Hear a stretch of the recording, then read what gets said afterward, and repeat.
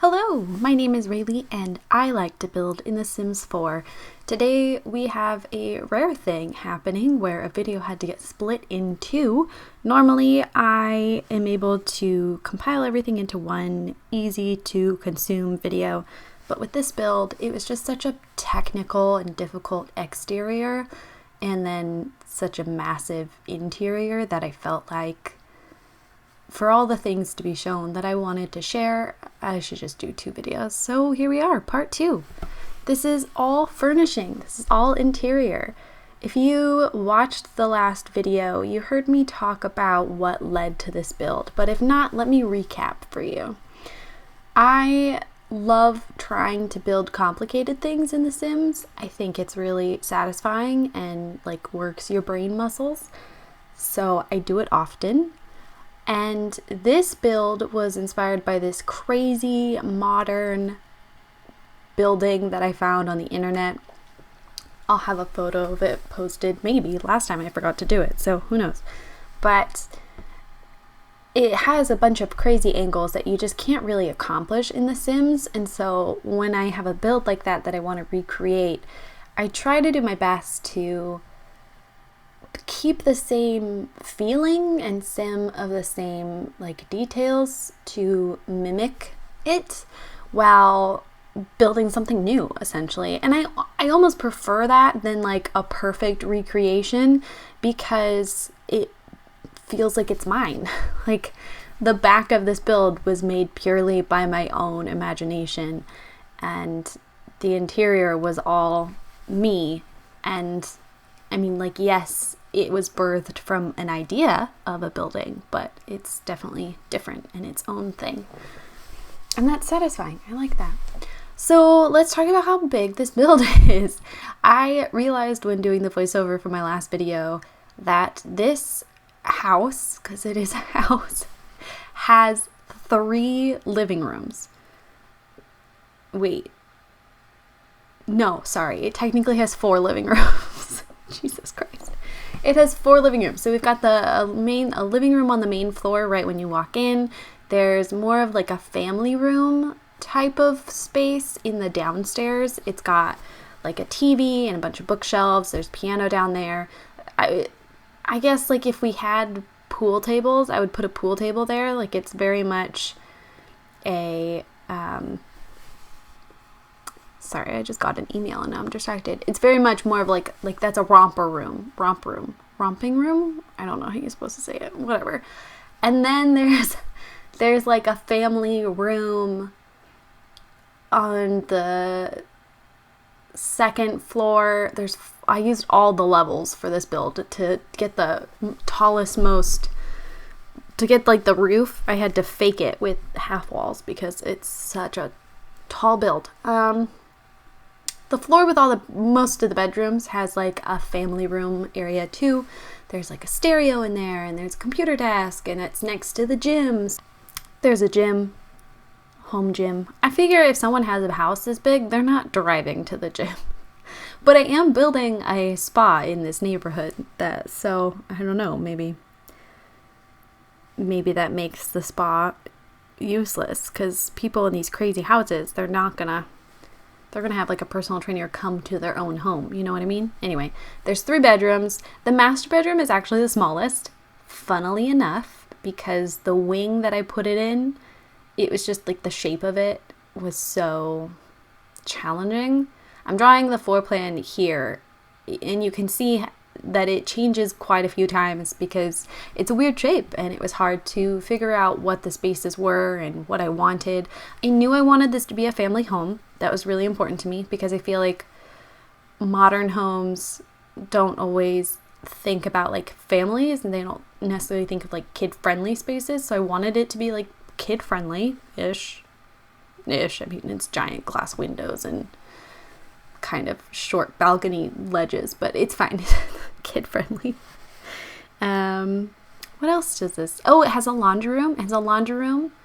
There is a bathroom on every floor except for the main floor, actually. Oh, here I'm starting to make a custom fireplace, and you'll see the first half of it here, and I come back and I finish it later. So don't worry, we will go back to that. There's an outdoor pool. There's like 3-4 different balconies you can access, but I didn't put too many activities on them because I wanted it to be really clean from the front. Oh, there's a kids' play space outside in the back. I made like a cute little sandbox. We got the swing out. Because, I mean, it is supposed to be like a family home. So, like, yeah, they might have a nice yard, but you gotta have somewhere for the kids, of course. I put a bunch of toddler items around this build, but there's no toddler bed. But you could very easily, one of the kids' bedrooms it has 2 beds already, and then the other one has 1 bed, and you could very easily put a toddler bed in the bedroom with 1 bed. And it would make sense. Things I had trouble with this build, with the interior, is I can't define what the aesthetic I was going for. Like, I mean, I guess I can try. That's fun. Here, let's try. This was built before I did the colorful modern house, which I'll put a card around 6 minutes, Rayleigh, don't forget that. I built it for my friend Val. We had been talking about what her dream house would be in The Sims, and so for fun, I tried to build something kind of blindly. I really like how that build turned out, so you should go check it out. But for that, the interior, as one of my friends described it, was very much like a 70s, 80s retired celebrity, like retired rock star, that very much had the vibe. And so it's all these like bright, colorful couches and these more of like vintagey pieces of like art and neon signs and stuff. And I built this around the same time as that, and so I think I was still in that phase of like wanting to use bold, saturated colors within a modern build.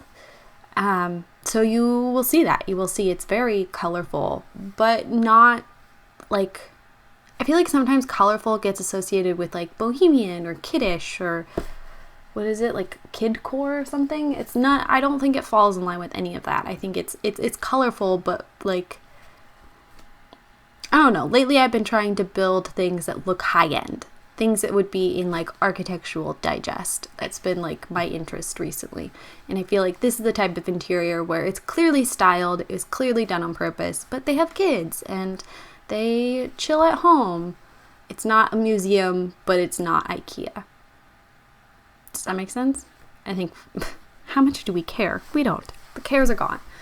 The living room was hard for me because it was such a weird open space, and so something that's really hard about open floor plans, and while this isn't technically an open floor plan, it kind of is, and so I used this trick twice in this build actually, where it's such a large space that I have available to me that I either put walls or I put like fake walls or implied walls to help break up the space, which helps sort of guide where the furniture goes. So right now we're in the bottom floor. We're in like the basement level. And this is what I was calling like a romper room. And so because it was such an awkward shape and because it was so big and I didn't want to divide it completely in two and have like doors and stuff, I wanted it to still feel pretty open. I've put a wall up and a fireplace to help sort of break it in half, and that back behind the fireplace is a cute little office area. It's got 2 desks and I think like a chess table and like a chair and wall-to-wall bookcases. And then this front area has couches. I said there was a TV here, but I lied. There's no TV. No TV. This is like where I feel like the kids would come hang out with their teen friends. No, I feel like they would go upstairs. I'll show you later. But, oh wait, I might not have the footage of it. This is like where the parents have their wine and cheese friends. And they're all like sitting around the couches. And then they can watch the kids playing through the glass to make sure they're not like hurting themselves. That's what the downstairs room is. There we go. We nailed it. Oh, but so the big open space that was the living room, it had to also serve as like hallways essentially, because it's an entryway, it's a living room, but it's also like the center of how you get everywhere. And so by putting that half wall up behind the couch, that helped like break up the space and create like natural walkways. Because I feel like if you have that giant wall of windows, you're not going to have your back to it. You know, like if you have a giant wall of windows, it's to look through. It's an art piece. It's a statement. So the couches would be arranged so that you could see outside, but then that puts it in the middle of the room and it's floating. So we put a wall. We're on the master bedroom now. It's super small. I went with like a black and green color scheme. I don't know why. I was watching Vampire Diaries at the time. Sometimes that show just makes me make choices. I love their bathroom though. I tried to make it a little fancier to make up for the fact that it is a small room. But I feel like bedrooms when you're an adult aren't really like a thing. Because you usually have a different place that you go to because it's your house. And this is very privileged. So, like, of course, not every adult is going to experience this. But these people have an at-home gym. They have 4 living rooms. Like, they're not going to be hanging out in their bedroom. Their bedroom is for sleeping. So they probably don't need a big bedroom. Whereas kids, that's where, like, most of their toys are kept. That's where they're probably going to do, like, their schoolwork and things. Kids having bigger rooms makes sense to me. Although, there was, and I don't think it was an episode. I think it was her book. I have the book by Joanna Gaines, her first interior design book that she published. Joanna Gaines is part of Fixer Upper. Her and Chip, they run the show, in case you don't know who I'm talking about. And in her book, they talk about the master. She talks about the master bedroom, and she talks about how it's not, like, given attention as adults. And so she talked about how she and Chip try to have some, like, adult time in their bedroom. Not, like, you know, adult time. Don't let your mind go there. But just, like, time to spend together in their room without their children. So that they can just, like, have their own personal space. And that actually sort of changed my view a little bit about bedrooms. And, like, maybe we shouldn't just be using them for sleep. Maybe that's a wasted space. So, yeah. I had a lot of fun with the kids' rooms. I've been having so much fun with kids' rooms lately. I already filmed and recorded another room study video. If you don't know what my room studies are, they are videos where I dedicate either to a particular type of room, or sometimes it's a particular style, or sometimes it's a mix of all of it. But I essentially challenge myself to build differently and think outside the box and push myself, try new things. And it's inspired by artists, because as an artist, you don't just, like, go and paint something. You have sketches and you practice and you do studies of them. They have, like, hand studies, and Picasso did all sorts of studies for his paintings. Like, you have to practice your skills. You can't just make masterpieces all the time. You have to fail sometimes. So, room study series. I just put one out of kitchens. I did 4 different kitchens, and I went in and I was gonna film one as just, like, backup footage for a video in the future. And my friend Celosia on YouTube, her real name's Alyssa, she had told me that I should do bathrooms because she never gives bathrooms the time of day, and I'm totally with her on that. And I went in planning to do bathrooms, and instead I made 10 kids' rooms. I was just having so much fun, and it was so, I mean, there's just so much personality that you can give kids, and I was really trying to use objects that I had never really explored before, and to make different types of kids' rooms and different, like, classes of kids' rooms, like wealthy, less wealthy, and, like, goth, preppy, but also, like, science. And one of the themes was literally, like, nature.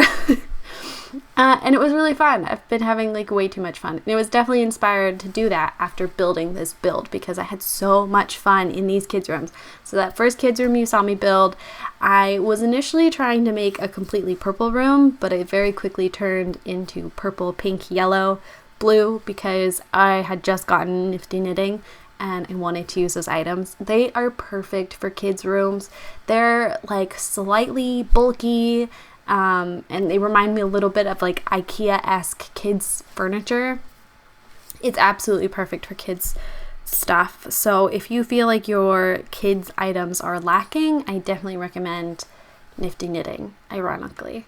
Also, the kids can knit, which, how often do they give us a skill that kids can do? Am I right? It's so sad. I love kid Sims, They're always been my favorite. They were my favorite in The Sims. They were my favorite in The Sims 2. They were kind of my favorite in The Sims 3. I don't know. I don't have great memories of The Sims 3, which is hashtag controversial, but I love making families and like having kids with personalities. And I just want my Sims 4 kids to have more things to do. Please, please, they need it. So for this room, it's less stereotypically girly. I wanted it to come off like more gender neutral, but I also wanted it to feel a little bit older, that these could be like preteens or early teens. And I don't know, maybe they're twins, maybe they're not. So there's some toys remnant, but there's also like a sitting spot for them to like hang out, and they've got a desk and like laundry baskets, and I don't know why laundry baskets are like more mature, but there it is. There you go. So I had a lot of fun, and I got to use colors that I don't often use with kids' rooms. I don't know. I feel like I haven't been making as many kids' rooms, or when I do, I kind of use the same furniture over and over, and it's bland and it's boring, and kids aren't boring. So I got to have fun with this one. That giant rug that I'm using is one of my favorite items, and I feel like it's so underrated. I hardly ever see people use it, so I want you to go use it. I think it came with the toddler stuff. It either came with toddler stuff or kids' room stuff, and it's incredible. The swatches on it will inspire you to make kids' rooms. I swear. If you're ever stuck with a kids' room, just pull out that rug. You can size it down because it's huge, but size it down. It sizes it down so nicely, and it will inspire you to make a kids' room. I promise. A pinky promise. Building hack. If you're stuck, use this rug. I did lose some of the footage from this build. Sorry, but it's already like a 20-minute video, so I don't think you'll be too upset. And I also cut footage of the bathrooms, except for that master bathroom. But I pretty much used the exact same plumbing and wallpapers. I just tried to use them like slightly differently. So I'll have a screenshot of one of the bathrooms so that you can see it. But we're gonna fix the fireplace soon. And this fireplace got a lot of attention on Twitter. And by a lot, I mean like more than 3 people. Because I made it out of a window and these stickers. I don't remember what the stickers are called. They're from like the kids' version of Pokemon. And I was looking at the tail and I was like, wait, the tail looks like fire. Because I wanted to use this window as a fireplace. I think it looks exactly like a modern fireplace. I just wanted to do something different. I didn't need the Sims to need to light it. I didn't need for it to have like a heater or anything. I just wanted it to look like a fireplace. And I tried using those fireplace tables that came with City Living, but it just didn't have the right look for what I wanted. So I posted a photo on Twitter and I was like, is this convincing? And some people chimed in and gave me ideas. And so my friend Bobby Joe told me to add a vent. She said that would make it look better. So I did. I think she and Belle both told me to use logs. So I grabbed those logs from Outdoor Retreat Debug, Live Edit, whatever. I couldn't remember where they were, so I downloaded a room from Simlicy. Thanks, Dawn, for having that available. And then I used the tool mod to change the sizes, but also to change the angles that they were at so that the flames weren't all at the same level, facing the same direction. And then to make it a little bit different and add a little bit more variety and texture, I used the goldfish sticker, again, from that kids' game thing that they play. Because the goldfish fins look like fire. And then I sized down a bunch of candles and put it in it so that it would glow. It doesn't look the best, but it served the purposes that I wanted, which was just to have a fireplace that wouldn't burn my house down and looked cool and modern. I'm about to start working on the kid space, I think. I wanted it to fit quite a few different activities to make up for like the lack of yard. And then, I don't know, I built a sandbox. I feel like you wouldn't want to have a sandbox if you live in the desert because like scorpions would go live in it, wouldn't they? Like scorpions are a thing. My friend lives in Texas and they have scorpions. Also, I don't know if that slide is functional. And I also put like vines climbing up the wall, and I'm gonna be honest, the vines were like a choice, and maybe I wouldn't make that choice again, but there was so much sandstone and I needed something to like break it up and make it look different. So vines, I guess. Yeah, I don't know. Oh, and I don't know if you noticed it, but I was really proud of it. I used like I can't remember what they're called, but they're like cabinets, and you put them in like your dining room, and you keep like your china in it. That's a thing. Sideboard? I think it's called a sideboard. Anyway, I put it up in the air in the kitchen to make it look like cabinets. And I thought it looked cool. To hide the shadows, I just put shelves underneath it, and then it looked better. And we're about to go on the screenshot. So thank you so much for watching, you guys. I hope that you liked the interior. If you don't, tell me what you would change. Tell me what you would do differently. I'm going to post an empty version of this building on the gallery if I haven't already. I can't remember if I have or not. And I would love to see you guys try to floor plan it. Someone mentioned it would make a cool museum. I'd love to see you turn it into something else. So be sure to tag me, SberryGames, on Twitter if you use it. I'd love to see what you guys get up to, and I will see you on Sunday with the next Build With Me video as we work on our Mediterranean baths. Have a good weekend. Bye, guys.